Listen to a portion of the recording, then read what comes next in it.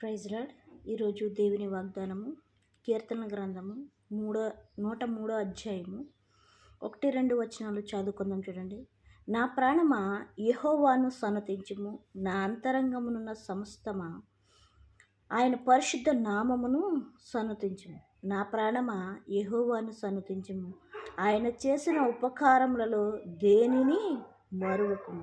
ఆయన నీ దోషములన్నిటినీ క్షమించువాడు, నీ సంకటములన్నిటినీ కుదుర్చువాడు. సమాధిలో నుండి నీ ప్రాణమును విమోచించుచున్నాడు, కరుణా కటాక్షములు నీకు కిరీటముగా ఉంచుచున్నాడు. అసలు దేవుడిని మనము ఏం చేయాలంటే, మనకు చేసిన ప్రతి కార్యానికి, ప్రతి సహాయానికి, ప్రతి ఉపకారానికి మనము ఆయన ఏం చేయాలంట?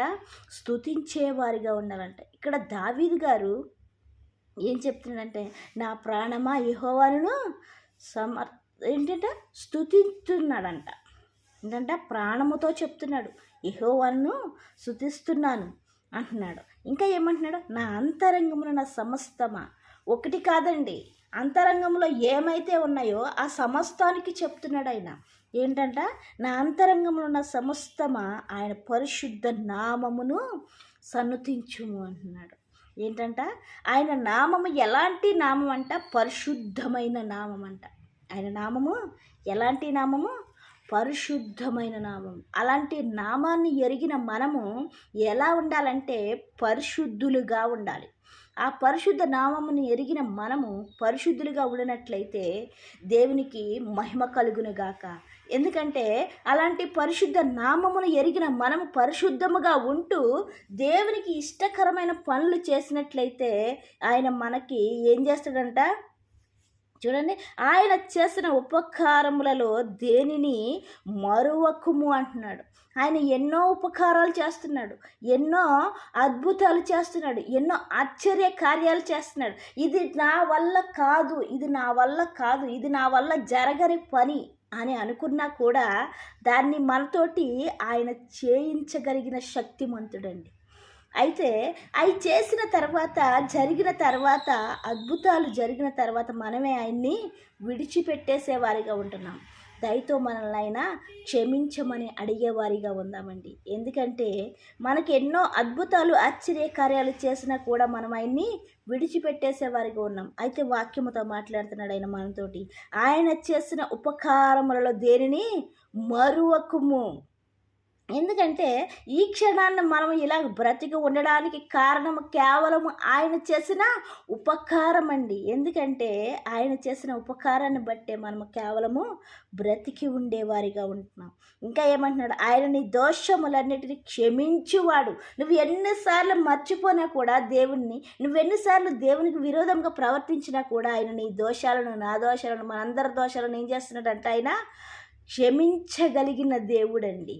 మనం ఎన్నో పాపాలు చేస్తూ ఉంటాం పొద్దుట లేచిన కాడి నుంచి. పాపం అంటే ఏదో పాపం కాదండి. మాట ద్వారాగా, చూపు ద్వారాగా, నడవడిక ద్వారాగా, తలంపుల ద్వారాగా ఏంటి ప్రతిరోజు చేసేది పాపమేనండి. ఎందుకంటే దేవునికి ఇష్టం కాని పనులే చేస్తాం, దేవునికి ఇష్టం కాని మాటలే మాట్లాడతాం, దేవునికి ఇష్టం కాని చూపులే చూస్తాం, దేవునికి ఇష్టం కాని నడిచేవారిగా, తలంచుకునేవారిగా ఉంటాం. అయితే వాక్యముతో మాట్లాడుతున్నాడు ఆయన, మీ దోషాలన్నిటిని నేను క్షమిస్తున్నాను కాబట్టి మీ సంకటములన్నిటిని కుదురుస్తాను నేను. ఏంటున్నాడు?